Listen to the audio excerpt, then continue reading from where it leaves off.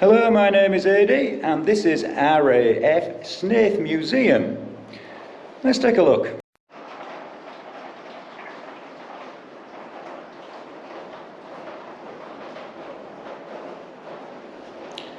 As you can hear, no doubt it is raining. So as you can see, the museum is actually closed at the moment. The displays have been put away. Anybody who hasn't actually seen our first open day, there's a link in the description. So today I thought I had to come and do some checks on some water leaks. So while I was here, I thought I'd just explain a little bit about this building.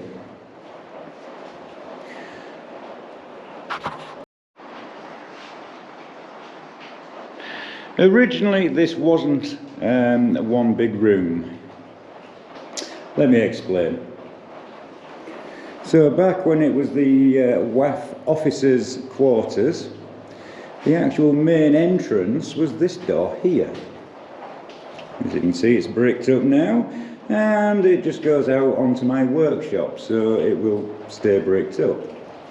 But when we look at the evidence, when we look above, you can see here and here, these were walls, and this, where we're standing now, would have been a corridor with a wall here, you can see, and the wall there. And looking at this quite high up lintel, this would suggest that both doors, one going into a room here, which had a wall there leaving, so how should we say this? This was a corridor that ran through. We'll explain in that corner in a moment. There's a door there which possibly was a toilet. We have a door there that goes into the kitchens.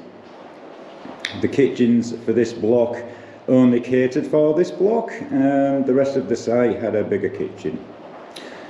And there was a wall here. It's quite believed this was a serving hatch. And this room was actually the dining room, which would have had a door, no doubt, opposite this one. I'll put a picture up now of what these doors would look like.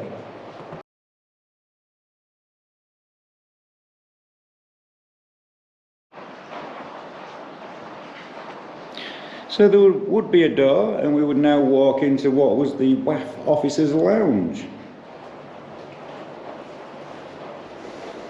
There was evidence of some kind of fire or a stove, which exited through the ceiling there. And along this wall, this was a corridor along here, so there would have been a wall in front. And in the corridor you can still see the evidence of the old-fashioned wiring. Some of the pipe work, some plastic fittings there from later use. So at this point we are stood in a corridor. There would be a wall here, and this would be open. There would be no door here, this would be open. And from this point, if we kept walking, we would... and through to here.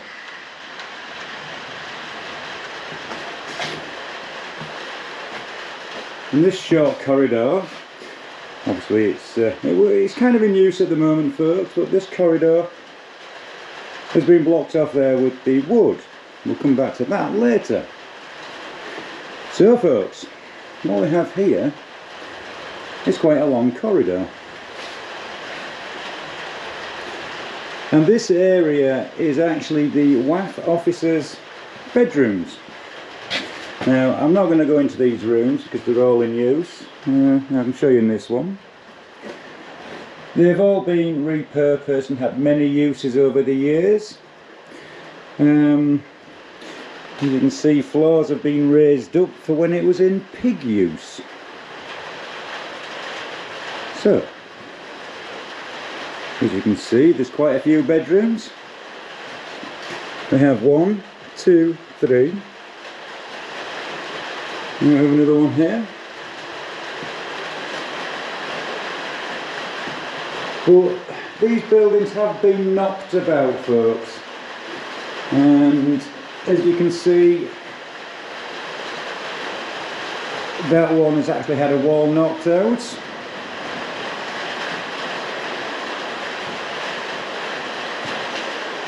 And I do believe these fittings were put in after the war, while it's been in farm use.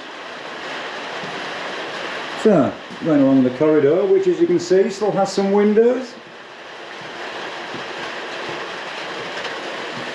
At this end, this wasn't a door. There was actually a toilet in the corner, which you can just see an imprint of. And this was actually a bathroom. And there was an internal wall there, as you can see. And that doorway, which you get from outside, this was like a small boiler room. And this block actually had central heating. This room here, as you can see, is a box room now. But when this block was extended, it needed an extra bath. So that was a bathroom.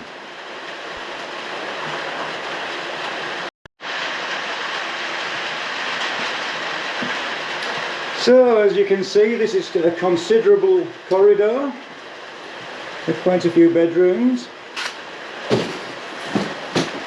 So, let's go through there.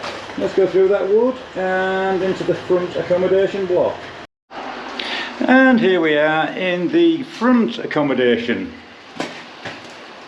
Corridor going back through there, through the wood where we've just come from. And in front of us, this was the, I'll say toilet and ablutions. I don't know if there was a bath in here. Hence the additional block that I've just pointed out in the other block. Yeah, that makes sense. So, there would have been a toilet in here, as we can see. Seems to have the same footprint as the ones we've been seen on other airfields. The original lead pipe coming in, so that would have been no doubt for the overflow, and some curtain rail, and also this, which is a thing that obviously goes behind the piece of wood there for the curtain rail, and the good old vent with its two pieces of wood. And speaking of which, yesterday, Ian and myself were in Hedge doing a couple of little bits, and we now have some replica vents there which need painting. We also checked out this damp patch. You can see, folks, it's a bit damp there. We did have ivy growing up outside, and also one of the screws holding the roof down is on the piss and is probably leaking in. So I came up here today to actually put some sealant on it, but it's pissing down. So folks, these are also bedrooms, and it's noted these end bedrooms are a little bit bigger and also have two windows. Was the different offices, was some a little bit more high regarded maybe and got the bigger rooms, or were they a double room? So one job we did yesterday was just to temporarily block those windows up from the elements, and this being phase 2, we plan to make some progress. Starting off in this corridor, we have a joiner coming shortly, so this corridor will have doors fitted all the way through, so we'll be able to get it all painted out, and then hopefully maybe should we start a fundraiser to buy some steel for me to fabricate some windows maybe. What do you think, folks? Comment below. So as you can see, folks, it's this place is quite big. Right, let's go back to back to what was phase 1 and where we held the museum open day.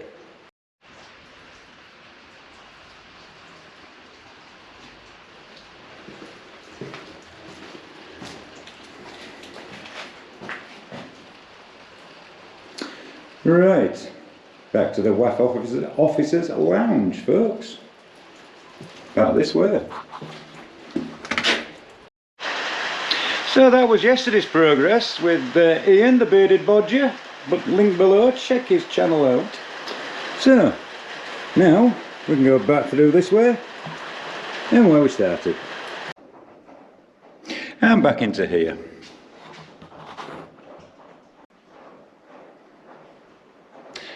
So as you can see, the museum is actually quite a big project with plenty of display areas.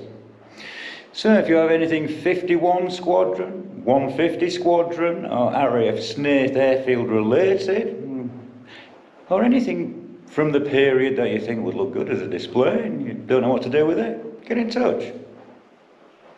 Anyway, thanks for watching, folks, liking, subscribing and all that jazz. Catch you on the next one.